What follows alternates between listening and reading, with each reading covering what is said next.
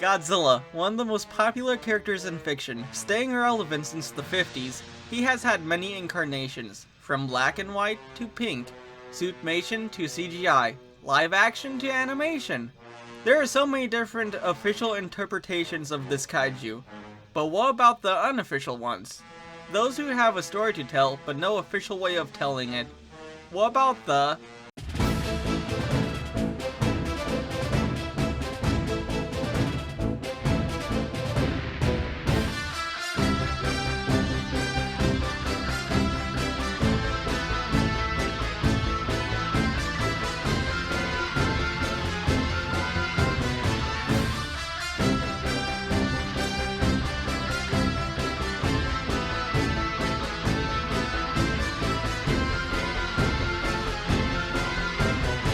As this is the first, maybe second, in hopefully a series of videos exploring Godzilla fan films, I should probably explain what a Godzilla fan film is, or just a fan film in general. Fan films, as the name implies, are films made by fans of a property like Godzilla. These are usually low-budget films that sometimes have better stories than the actual films being made by official people. There are many examples of amazing fan films, like Batman Dead End, Joker Rising, Friday the 13th, Never Hike Alone 1 and 2. But as the budget gets bigger, there tends to be bigger problems. The most recent example of this is Spider-Man Lotus, which at first seemed to be something really special, but slowly became a huge issue with the actual people behind the film, but that doesn't always happen. If you want to see some really amazing fan films, I would suggest you check out The Bat in the Sun.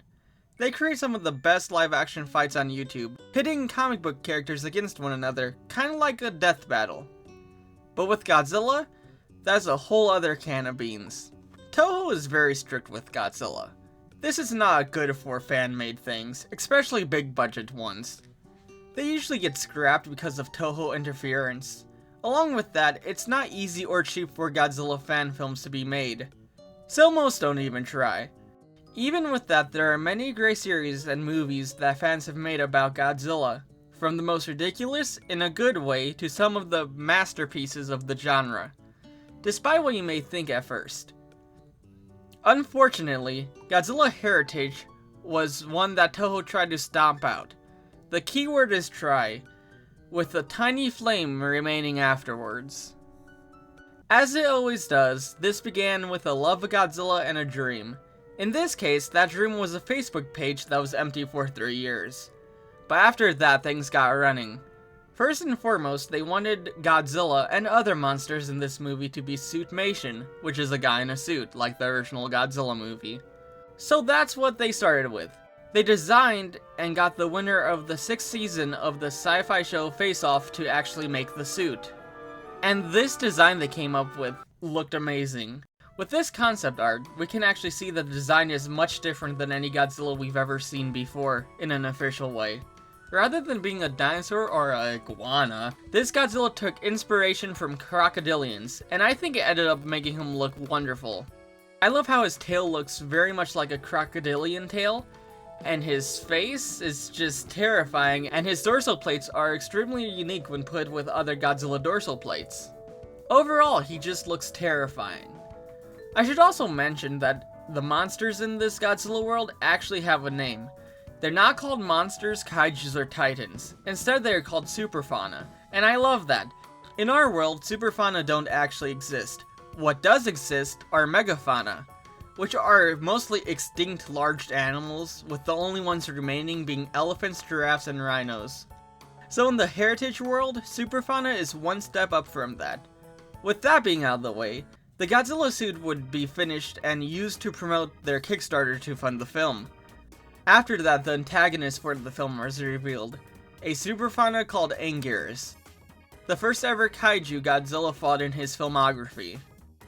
Over the next few years, more and more production would happen on this film, along with some contests and other superfauna being revealed.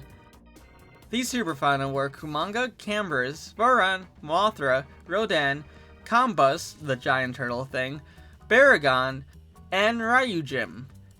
As you can tell, they had big ambitions for this universe. with 2 trailers released, a 20-minute preview done, and even a prequel comic and something called the Godzilla Heritage Vault being made. But at the height of all this, Toho came in. On March 3rd, 2007, the team behind Godzilla Heritage made an announcement.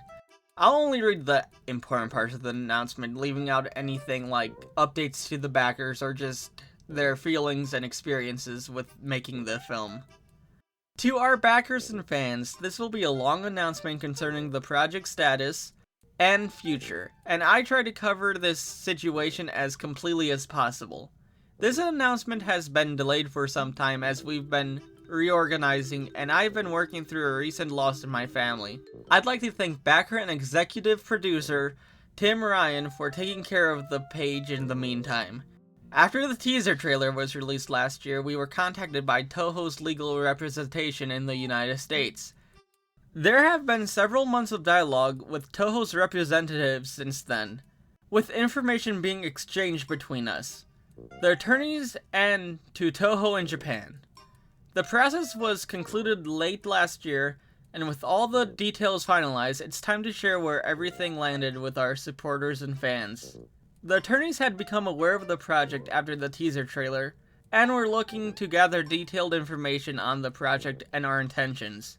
The exchange was pleasant, and we talked at length with the attorneys about the love we had for the character, and reiterated to them that our intention was simply to produce Heritage as a 100% non-profit fan film, funded and supported by fans.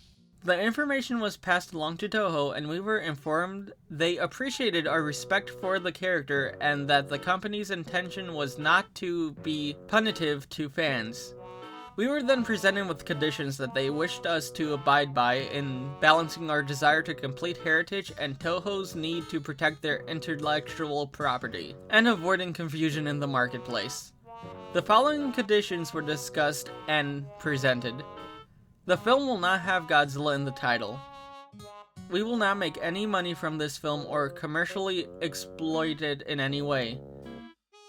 We would not register the copyright in the film. No physical copies can be made of the film in DVD, Blu-ray, or any other format. A specific disclaimer must be used after the title. I will not create sequels to the fan film or produce, write, direct any other Godzilla fan films. The complete film will not have more than 50 minutes in length. The total cost of production will not exceed $50,000. We cannot raise any more funds from Kickstarter or other similar sites. No version of the film or trailer for the film will be posted on YouTube or any other site where it can be viewed by the general public.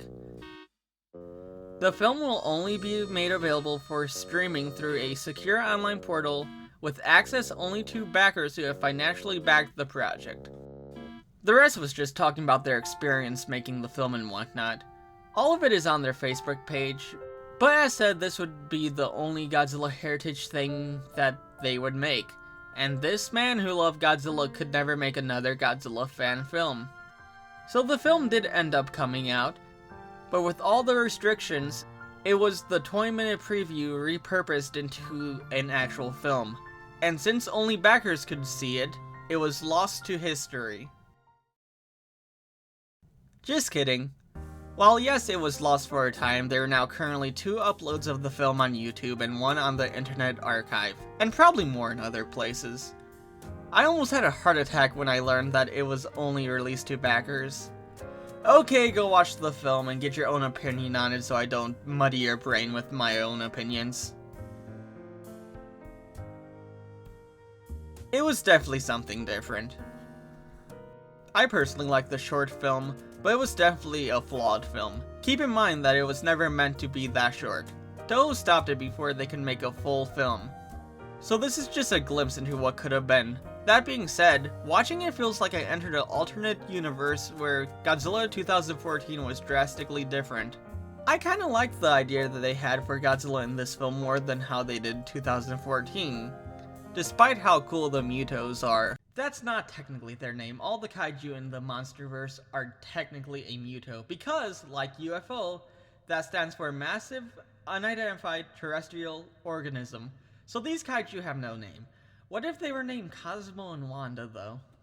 But the film we got did have great monsters, and you may have noticed, unfortunately, they ended up not having the time or the budget for suitmation, so it's just all CGI. Along with that, some scenes looked amazing while others were obviously just green screened. Overall, it's a fun short film to watch. The last thing to come out from Godzilla Heritage was an updated cover photo on their Facebook page. It was a photo of Haru Nakajami, a tribute for him after he passed away. Then nothing. Unfortunately, we never got to see the full idea that was Godzilla Heritage. We just have a sliver of something that could have been great. While we do have a bunch more information of the super fauna that would have appeared in the show.